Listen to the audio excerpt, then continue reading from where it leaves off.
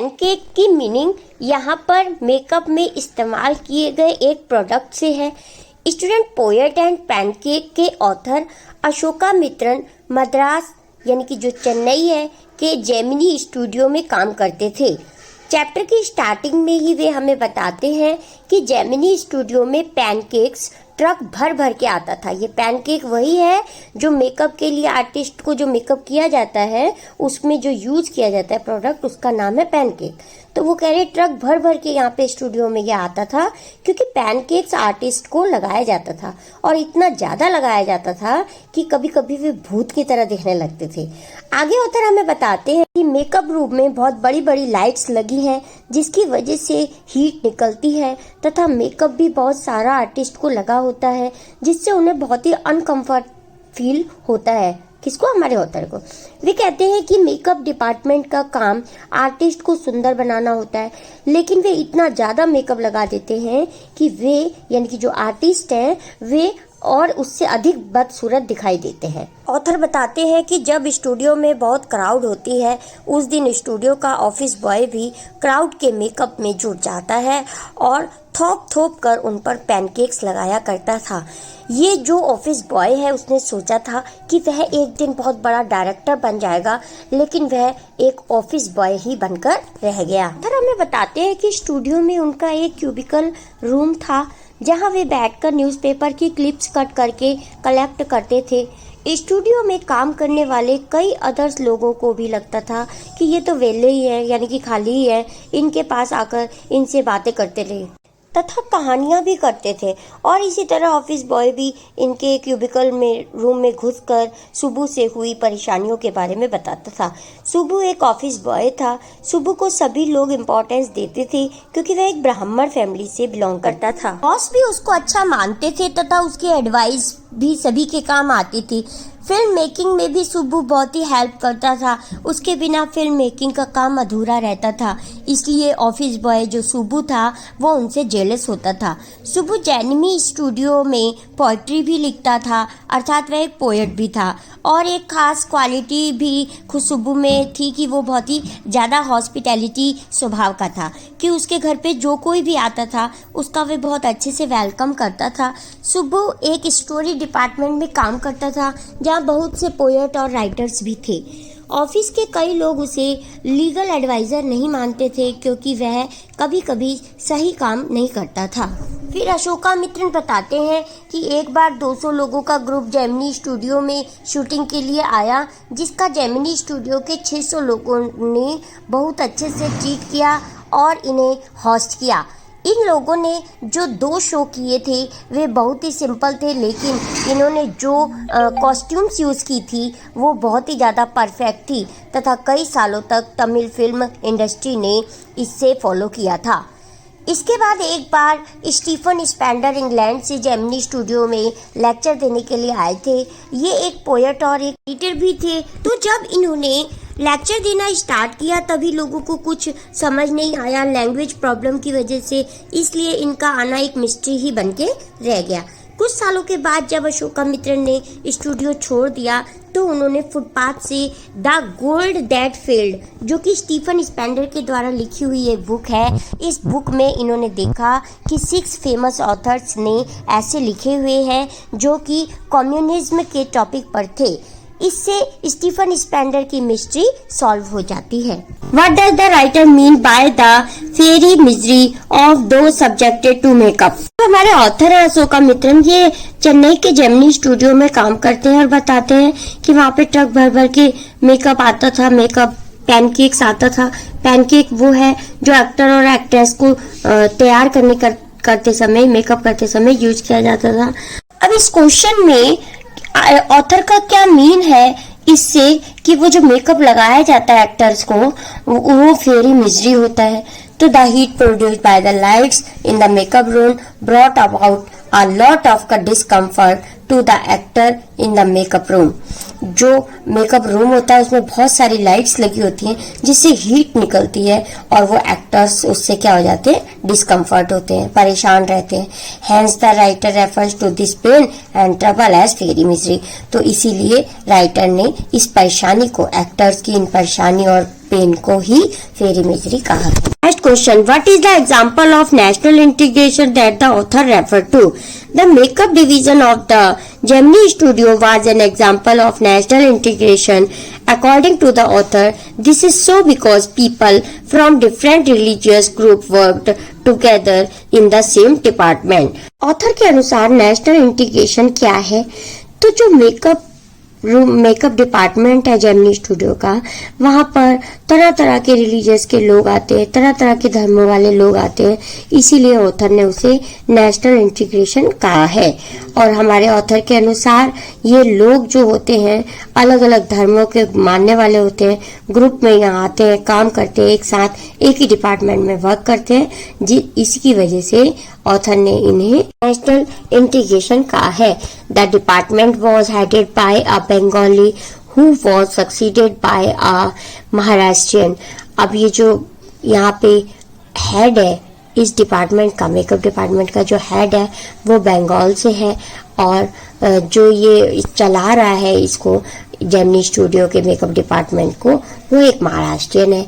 The other helpers include Dharwar Karnataka, तो ये कर्नाटका से है, and Andhra Madras Indian Christian and Anglo Burmese and the local Tamil. तो ये तरह तरह के लोग हैं, अलग अलग स्टेट से आए हुए हैं, इसीलिए ऑथर ने इसे नेशनल इंटीग्रेशन कहा है। Now next question, what work did the office boy do in the Gemini studio? Office boy का क्या काम था जेमिनी स्टूडियो में? Why did he join the studio? उसने ज्वाइन क्यों किया था studio? Why was he disappoint, और वो निराश वहां से क्यों था? The office boy had a duty of slapping makeup on the faces of players at the time of crowd shooting. जब बहुत ही ज्यादा क्राउड का मेकअप करना होता था तो वहाँ जो ऑफिस बॉय था, ऑफिस बॉय का काम क्या होता है? चाय लाना, पानी लाना, लेकिन जो वहाँ ऑफिस बॉय था, जब बहुत ज्यादा क्राउड आ जाती थी तो क्राउड का मेकअप करता था ऑफिस बॉय, उसमें लग जाता था। वो स्लैपिंग मेकअप करता था, यानी कि पोतता था, बहुत ही मेकअप को भर भर के लगाता था आर्टिस्ट को, एक्टर्स को। He joined Gemini Studio with a dream of become a first-rate actor, screenwriter or producer or lyric writer.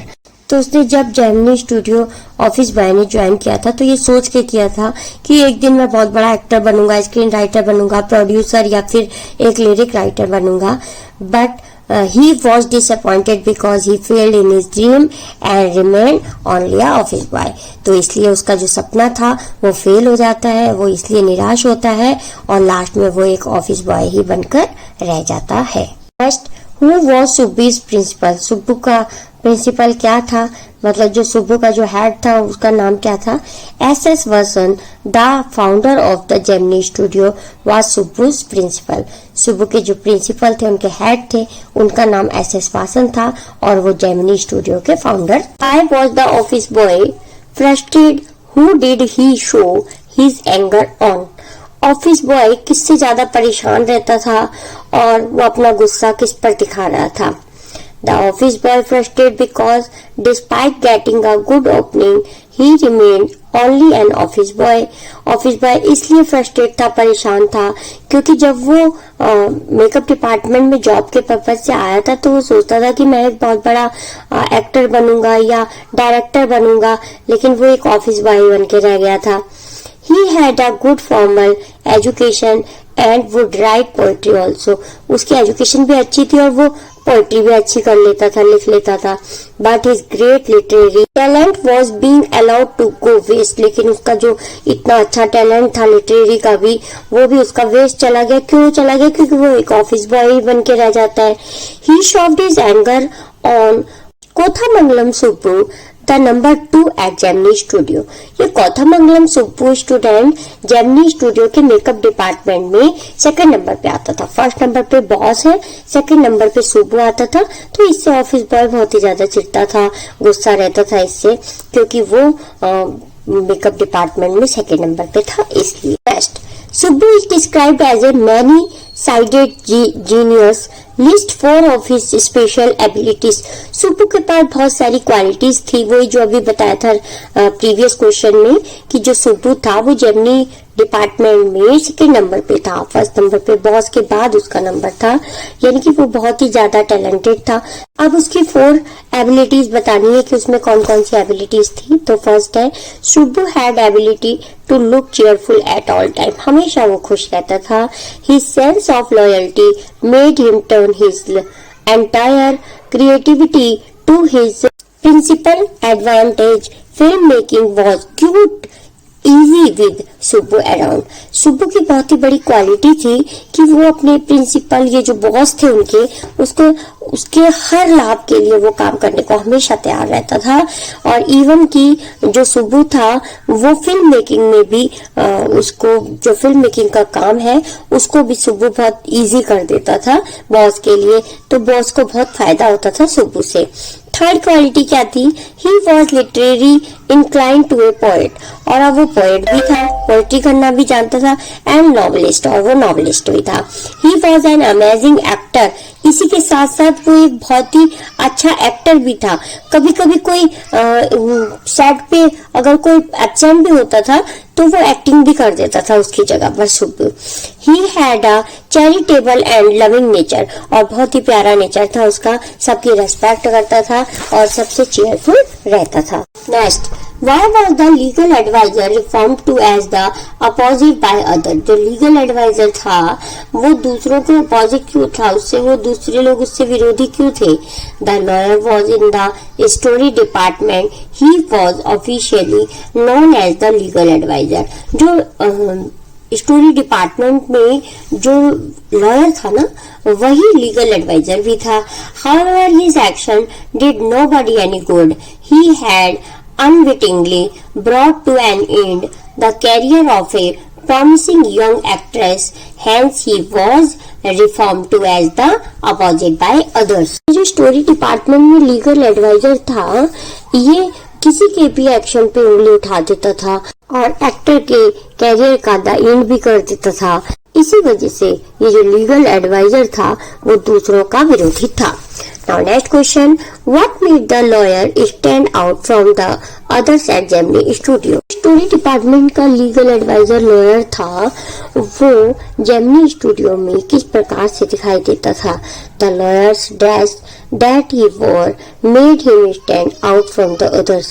जो लॉयर की ड्रेस थी वो दूसरों से बहुत ही अलग थी, इसलिए वो जेमिनी स्टूडियो में अलग दिखाई देता था।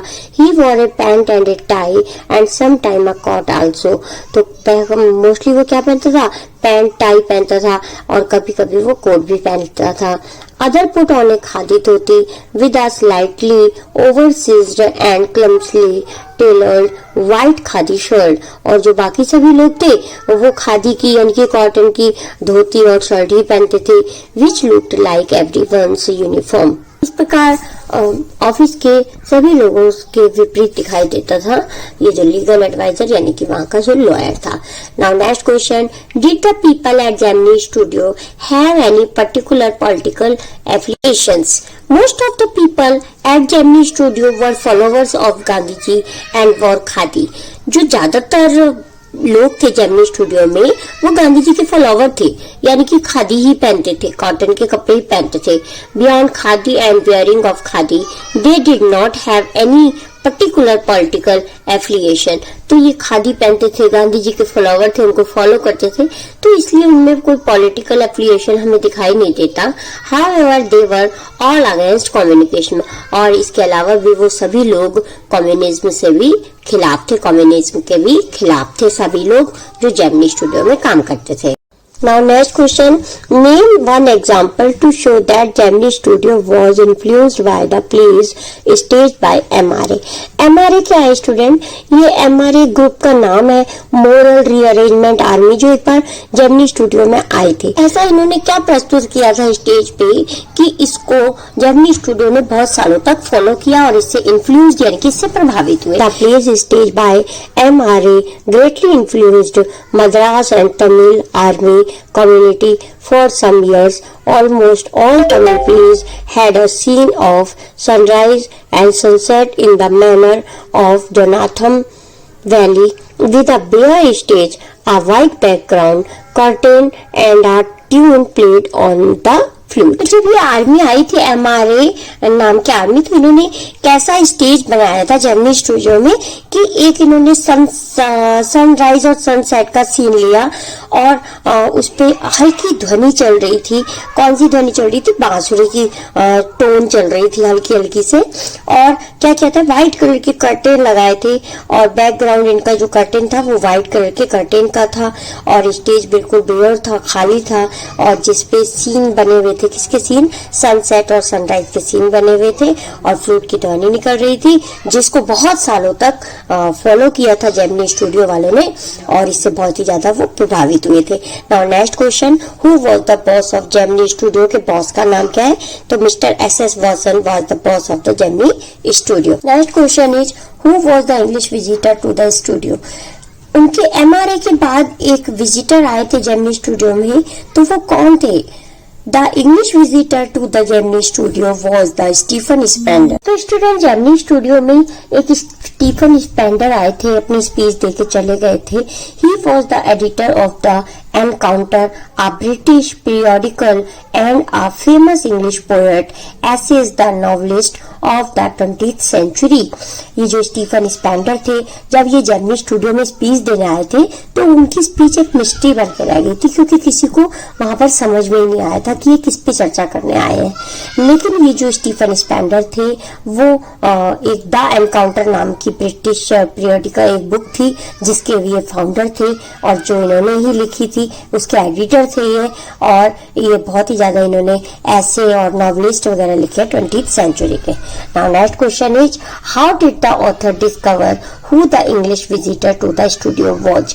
हमारे ऑथर ये जो है अशोका मित्रन, इन्होंने खोज कर लिया था कि ये जो जेमिनी स्टूडियो में स्पीच देकर गए हैं कि ये कौन है। तो इन्होंने ये कैसे डिस्कवर किया, कैसे फाउंड किया कि ये जो आए थे वो स्टीफन स्पेंडर थे और द एनकाउंटर के एडिटर भी यही थे।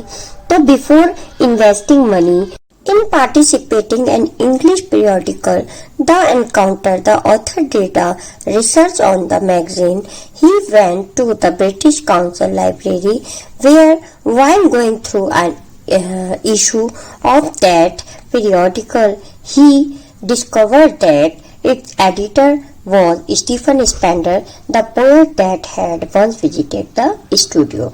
तो एक बार जब स्टूडियो उन्होंने छोड़ दिया था, हमारे ऑथर काम करते थे जेमिनी स्टूडियो में, लेकिन जब उन्होंने स्टूडियो को छोड़ दिया था और वो ब्रिटिश काउंसिल लाइब्रेरी की तरफ जा रहे थे, तो एक बार उन्होंने देखा था एक फुटपाथ पर एक बुक बिक रही थी और जो बुक थी वो स्टीफन स्पेंडर के द्वारा लिखी गई थी और वहां से वो पहचान गए थे कि ये कम्युनिज्म पे जो स्पीच देने आए थे हमारे जेमिनी स्टूडियो में, ये स्टीफन स्पेंडर थे और ये द एनकाउंटर के एडिटर भी थे। Now next question is, what does the god that failed refer to? ये द गॉड दैट फेल्ड किसके लिए रेफर किया गया है? The god that failed was a compilation of 6 essays written by 6 eminent writers, namely Andrew Gide, Richard Wright, Legencio Ceylon, Arthur Koestler, Louis Fischer and Stephen Spender. Student, footpath से जो उन्होंने एक book खरीदी थी उसमें 6 एडिटर के द्वारा लिखे गए एसेस थे। इन 6 एडिटर, ये जो 6 एसेस लिखे हुए थे, इनके एडिटर्स के नेम भी इसमें बुक में लिखे हुए थे। In each of the essay the respective writer describe their journey into communism and their illusion return. 6 writer थे, उन्होंने जो बुक खरीदी थी द गॉड दैट फेल्ड, तो ये बुक का नाम था और ये 6 राइटर्स ने लिखी थी जिसमें से एक स्टीफन स्पेंडर थे। तो तब हमारे ऑथर को पता चल गया था कि ये जो द गॉड दैट फेल्ड नाम की बुक है 6 नॉवलिस्ट के द्वारा लिखी गई है जिसमें स्टीफन स्पेंडर भी थे। Why was the Kothamangalam Subbu consider number 2 in Gemini studio? जो कोथामंगलम सुब्बू थे वो जेमिनी स्टूडियो में 2nd नंबर पर क्यों आते थे? Kothamangalam Subbu succeeded in securing the place closest to the boss by means of flattery। जितने भी बॉस के काम थे, ये जो सुब्बू थे वो उसको सभी को ऑर्डर को बहुत ढंग से निभाते थे। He was not brilliant but a rather cheerful person and exceedingly loyal to the boss। वो ना केवल एक ब्रिलियंट पर्सन थे सुब्बू, जबकि बॉस के आगे हमेशा वो चीयरफुल रहते थे और उनके सभी काम में मदद करते थे। तो ये सुब्बू कौन थे? सेकंड नंबर पे इसीलिए आते थे क्योंकि वो बॉस का सभी कहना मानते थे और उनके कामों को इजी कर देते बॉस के काम को। The boss was in a fix, thus the other employer considered him number 2 in Gemini studio. और बॉस भी उनको बहुत अच्छे से ट्रीट करते थे, प्यार करते थे और उनका सब कहना मानते थे, इसीलिए जेमिनी स्टूडियो में नंबर 2 पर सुब्बू आते थे। इसी के साथ स्टूडेंट ये वीडियो लेक्चर को कंप्लीट करते हैं। I hope this video lecture is very helpful to you. If yes, please like this video, share this video and subscribe my channel for more videos. Thank you so much for watching. मिलते हैं next video lecture में, तब तक के लिए bye.